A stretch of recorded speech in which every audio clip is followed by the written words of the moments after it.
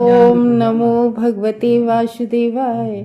तो आज हम लोग जो है तृतीय स्कंद के चतुर्थ अध्याय का चौथा श्लोक लेते हैं। तो कल हम लोगों ने जाना था कि किस तरीके से भगवान श्री कृष्ण अपनी अंतरंगा शक्ति से ये अपनी ही चेतना सब में डाल के कैसे एक दूसरे को सब आपस में लड़के अब यदुवंश का जो है अंत कर देते हैं। और भावी अंत देखकर जब अंत देखते हैं फिर उसके बाद में सरस्वती नदी, कल हमारे मुंह से गंगा नदी निकल गया था, सरस्वती नदी के तट पर गए और आचमन करके पीपल के वृक्ष की जड़ पर बैठ गए जाके भगवान। तभी वहाँ पर उधर से उद्धव जी चले आए। तो अब हम लोग आगे का श्लोक लेते हैं। अहम चोक्तो भगवता प्रपन्नार्ति हरेण बदरी तम प्रायाहित स्वकुलम सजिहिर्सुड़ा। देखो, हम लोग पिछले लिंक से समझते हैं कि विदुर महाराज और उद्धव जी में बात चल रही थी, क्योंकि ये प्रसंग तभी से चालू हुआ था जब विदुर महाराज तीर्थ यात्रा से लौटे थे और उद्धव जी से श्री कृष्ण और उनके परिवार के बारे में सब कुशल क्षेम पूछी। तब वो सब बात उद्धव जी उन्हें बता रहे हैं। एक्चुअली में होता क्या है कि उद्धव जी बिल्कुल भगवान जैसे ही दिखते भी थे और भगवान के बहुत बड़े भक्त थे। जब ये बचपन में छोटे थे तो सुबह नाश्ता का टाइम होता था तो इनकी माता जी, उद्धव जी की माता जी, नाश्ता के लिए बुलाती थी। तो ये नाश्ता के लिए नहीं जाते थे, जबकि वो सुबह के टाइम सब नाश्ते के पीछे भागते कि अब नाश्ते का टाइम हो गया। लेकिन उद्धव जी अर्थ विग्रह की सेवा में इतने मशगूल हो जाते थे कि वो उसके लिए भी नहीं, वो अर्थ विग्रह की सेवा करते थे। भगवान के बहुत बड़े भक्त थे। तो कह रहे हैं, तो वो वही बात बता रहे हैं, क्योंकि बात वही चल रही है। ये सब तो प्रसंग अभी चल रहा था बताने वाला, बात वही चल रही है कि वो विदुर जी को सारी कथा सुना रहे हैं। सारी कथा सुनाने के बाद में वो अब पहुँचे हैं इस प्रसंग पर। कह रहे हैं कि अहम चोत्तो भगवता, कह रहे हैं कि मैं और मुझसे क्या, भगवता यानी कि परम भगवान ने मुझसे क्या कहा कि प्रपन्नाति हरे, मतलब क्योंकि मैं भगवान के ही शरणागत था। तो और भगवान अपनी शरणागत, जो भी भगवान के शरणागत होते हैं, भगवान उनके कष्टों को तुरंत हर लेते हैं। अपने कष्टों को तो भगवान, अपने जो भी भगवान का भक्त होता है भगवान उसके कष्टों को हर लेते हैं। तो कह रहे हैं कि श्री भगवान उनके कष्टों का बिल्कुल विनाश कर देते हैं जो भगवान की शरणागत होते हैं। तो बद्री त्वं ब्राहित स्वकुलम सहेसिर, तो उन्होंने, क्योंकि उद्धव जी भगवान के शरणागत थे और इधर भगवान जानते थे कि ये यदुकुल का नाश और मेरा जाना देख नहीं पाएंगे। तो भगवान उन्हें, जैसे ही भगवान चलते हैं तो भगवान इधर प्रभास क्षेत्र को भगवान जा रहे होते हैं पीछे से, तो पीछे से उद्धव जी भी चल देते हैं। तो भगवान मना करते हैं, नहीं, तुम जाओ बद्री आश्रम, नर और नारायण को वही ज्ञान दो जो मैंने ब्रह्मा जी को दिया था, वही मैंने तुम्हें दिया था ज्ञान, तो वो ज्ञान दो जाके। भगवान ने जब द्वारिका ही थे तब ये सब कुछ नहीं हुआ था, यदुकुल का नाश वगैरह। द्वारका में ही, जिसको हम और आप उद्धव गीत कहते हैं, द्वारका में ही भगवान ने जो ज्ञान दिया था उद्धव को, उसको कहते। तो भगवान उसी को कहते कि जो मैंने तुम्हें ब्रह्मा जी को ज्ञान दिया था वही मैंने तुम्हें भी दिया था, तुम जाओ बद्री आश्रम में बैठे नर नारायण को भी वही ज्ञान दो जाके। तो कह रहे हैं बद्री तुम प्रहाई थी, और क्या कहा कि तुम, हम देख नहीं पाएंगे, इसलिए भगवान ने कहा क्योंकि भगवान को यदुकुल के अपने परिवार के विनाश की करने की इच्छा की भगवान ने।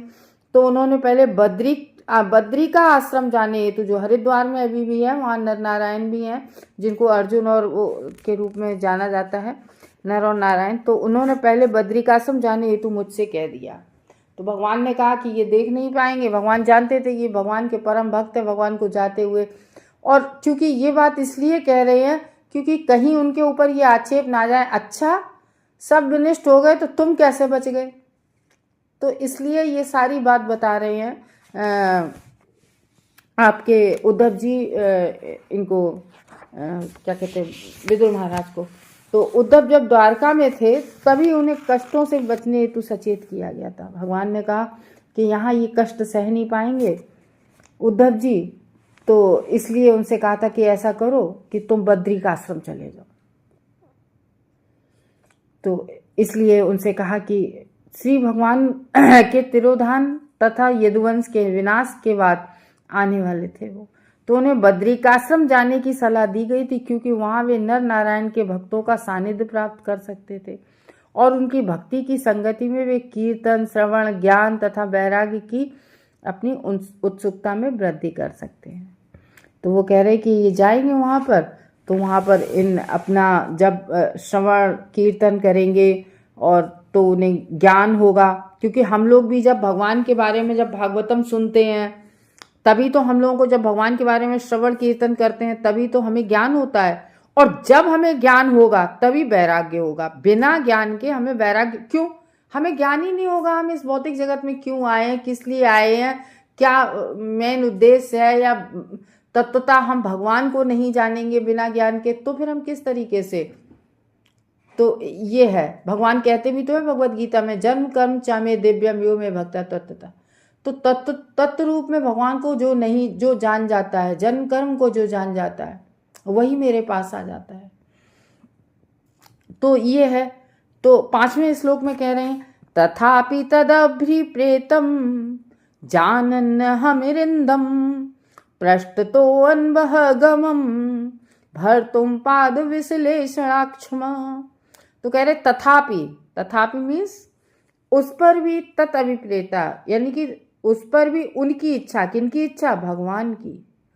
तो ये जानन हमरिंदम, यानी कि हे अरिंदम किनको बोल रहे हैं, विदुर महाराज को। और जहां तक मैं गलत नहीं हूं, मुझे याद है बहुत पहले मैंने सुना था, अरिंदम बता रहे थे प्रभु जी। अरिंदम का मतलब होता है, इसमें भी लिखा है कि शत्रु दमनकारी। अब यहाँ पर शत्रु दमनकारी, यहाँ पर शत्रु, अब आप ये कहो कि विदुर को क्यों बोल रहे हैं शत्रु दमनकारी, वो तो भगवान के भक्त थे, उन्होंने किसी शत्रु को नहीं मारा। और हमने भी याद किया कि पूरी भगवत गीता में हमने देखा है, पूरे कहीं विदुर ने तो कहीं नहीं किसी शत्रु को मारा। तो कह रहे दमनकारी, विदुर ने किसका दमन किया? तो विदुर ने किया था किसका दमन?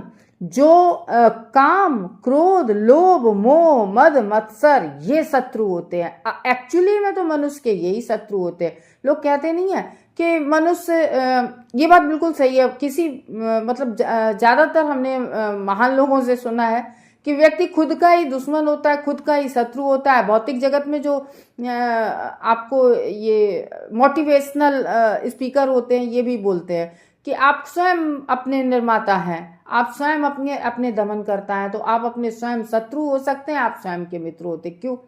तो यहाँ पर यही बताया कि विदुर ने काम, क्रोध, लोभ, मोह, मद, मत्सर ये जानते थे। वो ज्ञानी लोग इन चीजों को जानते हैं कि ये सब क्या होते हैं, वैरी होते हैं। वैरी मीन्स अपने ही शत्रु होते हैं। तो आज सुबह भागवतम की क्लास में प्रभु जी बता रहे थे, इसी टॉपिक पे बात हो रही थी, काम क्रोध। तो प्रभु जी ये बता रहे थे कि अब कलयुग में ऐसा होता है कि हम 6 इन पे हम अगर नहीं कर पाते, क्योंकि आज नहीं हो पाता है 6 ऊपर कंट्रोल, काम, क्रोध, लोभ, मोह, मद, मत्सर। तो इनमें से काम, क्रोध, लोभ, मोह में से अगर आप एक भी चीज पे कंट्रोल कर लेते हैं, एक भी चीज पे कंट्रोल कर लेते हैं, मान लो अगर आपने क्रोध पे ही कंट्रोल किया है कि कुछ भी हो जाए मैं क्रोध नहीं करूंगा, कितनी सारी चीजें बचती।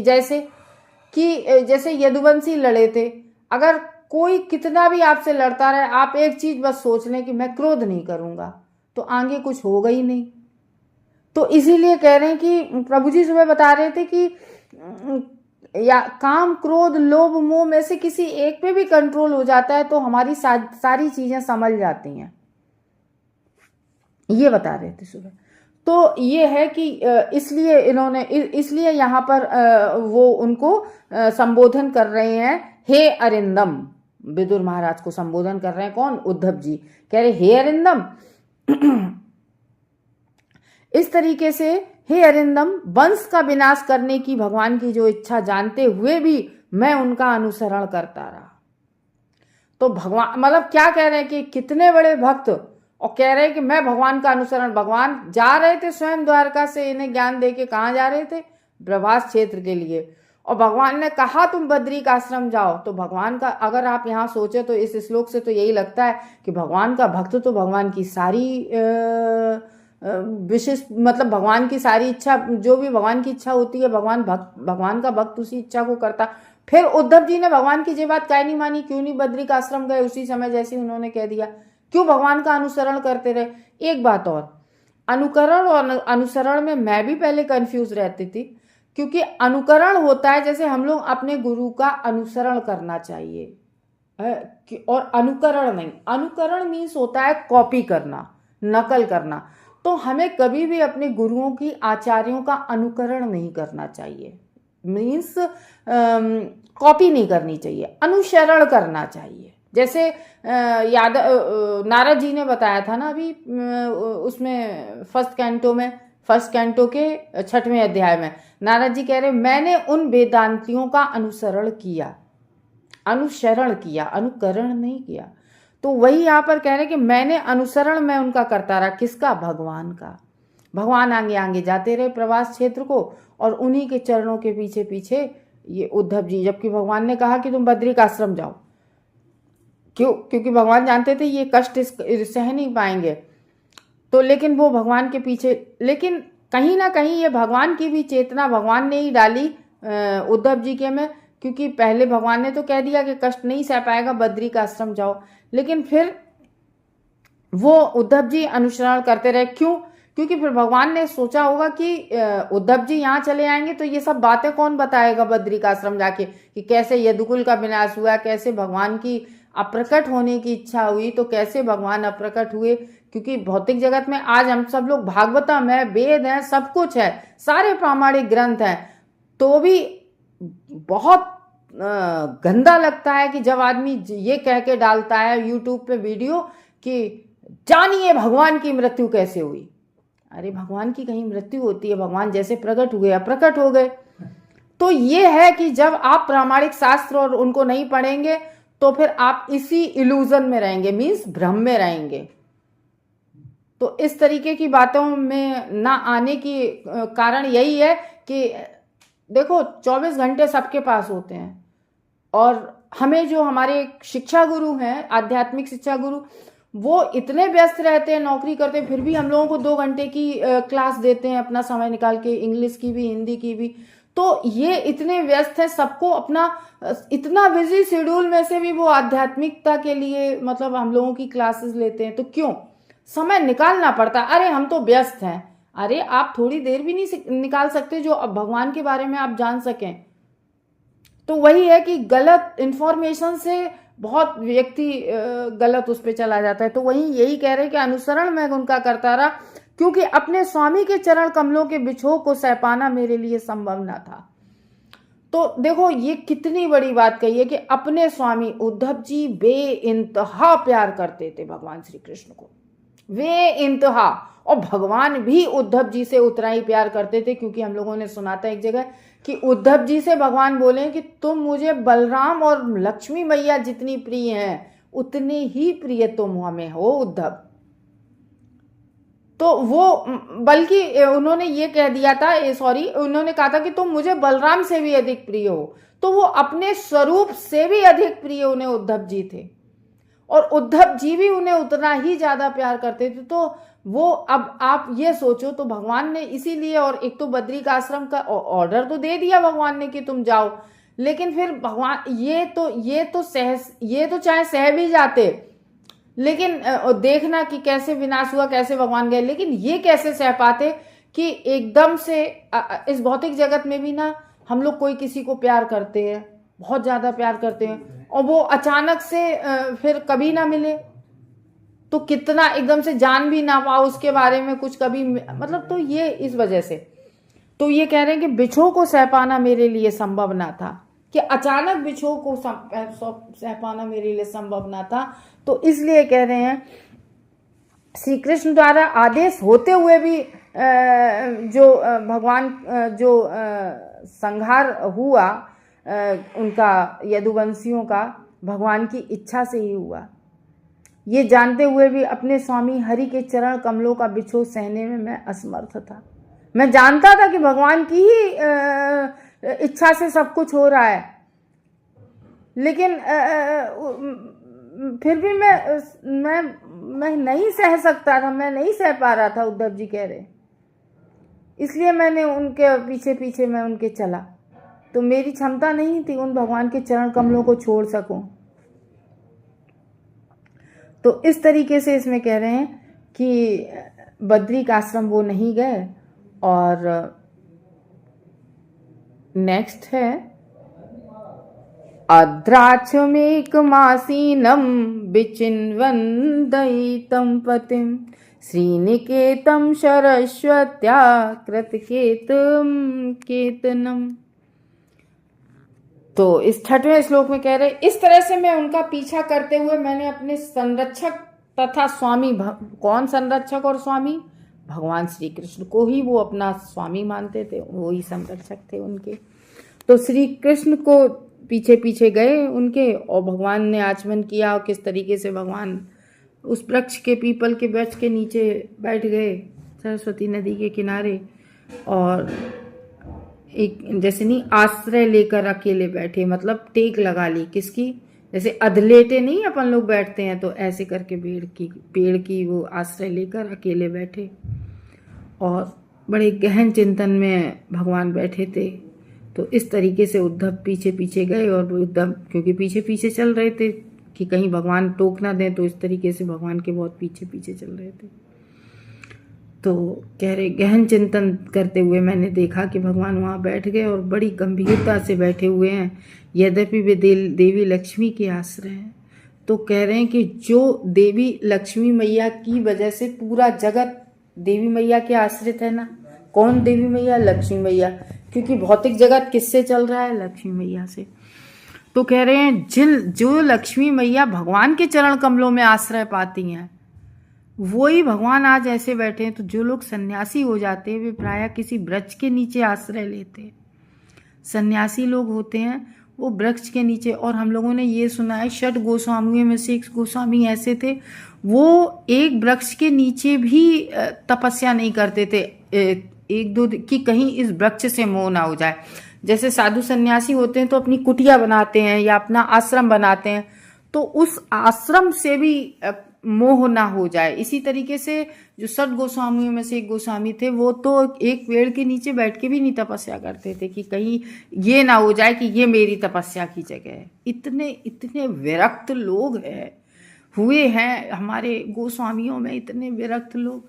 एक गोस्वामी तो केवल पूरे 24 घंटे में बस छाछ में एक उंगली डिप करते थे, और बस वो एक उंगली में जितना आ जाए मठा, बस उतने ही चाट के पूरे रहते थे 24 घंटे में। हमें नहीं उनके जैसे करना है, हमें अपने शरीर का ध्यान रखना है, तभी हम कर पाएंगे भगवान की भक्ति। तो कह रहे हैं कि वृक्ष, तो यहाँ पर उद्धव जी बता रहे हैं वृक्ष के नीचे आश्रय लेते हैं जो भी सन्यासी होता है। उद्धव ने श्री भगवान को उसी स्थिति में आश्रय लेते हुए देखा कि जैसे आश्रयहीन व्यक्ति करते हैं जो सन्यासी होते हैं, क्योंकि वे प्रत्येक वस्तु के स्वामी हैं भगवान, अतः उनका आश्रय हर स्थान पर है। पूरा जगत ही भगवान का है, तो हर स्थान उनके आश्रय है। संपूर्ण भौतिक तथा आध्यात्मिक विराट जगत में, चाहे ये अपना भौतिक जगत हो, ये भी पूरी भगवान की ही, भगवान का ही है। और आध्यात्मिक विराट जगत वो तो भगवान का है ही है, क्योंकि सारे ब्रह्मांड भगवान ने बनाए, तो भगवान के ही द्वारा धारण किया गया है। अतः वे हर वस्तु के आश्रय, हर वस्तु का आश्रय कौन है? भगवान है। और जो पूरे आध्यात्मिक और भौतिक जगत का आश्रय हो, जो सबको आश्रय प्रदान करने वाला हो, चींटी से लेके सारे देवताओं तक के आश्रय है, और देवताओं को छोड़ो लक्ष्मी तक के आश्रय, वो भगवान आज ऐसे बैठे हैं। सन्यासियों की तरह से आश्रय होकर उनका आश्रय लेना तनिक भी आश्चर्यजनक नहीं था। क्यों नहीं था? क्योंकि भगवान को हम लोगों ने देखा 6 ऐश्वर्यों से युक्त है भगवान, और भगवान का लास्ट ऐश्वर्य क्या है? वैराग्य। कि किसी भी चीज से कभी भी, मतलब भगवान का ये वैराग्य भी भगवान का जो है वो 6 ऐश्वर्यों में है। तो इस तरीके से, किस तरीके से भगवान जो है यदुवंश के विनाश के बाद क्या करते हैं, खुद कैसे अप्रकट होते हैं, हम लोग आगे आगे हमारी यात्रा चलेगी, हम लोग जानेंगे। हरे कृष्ण।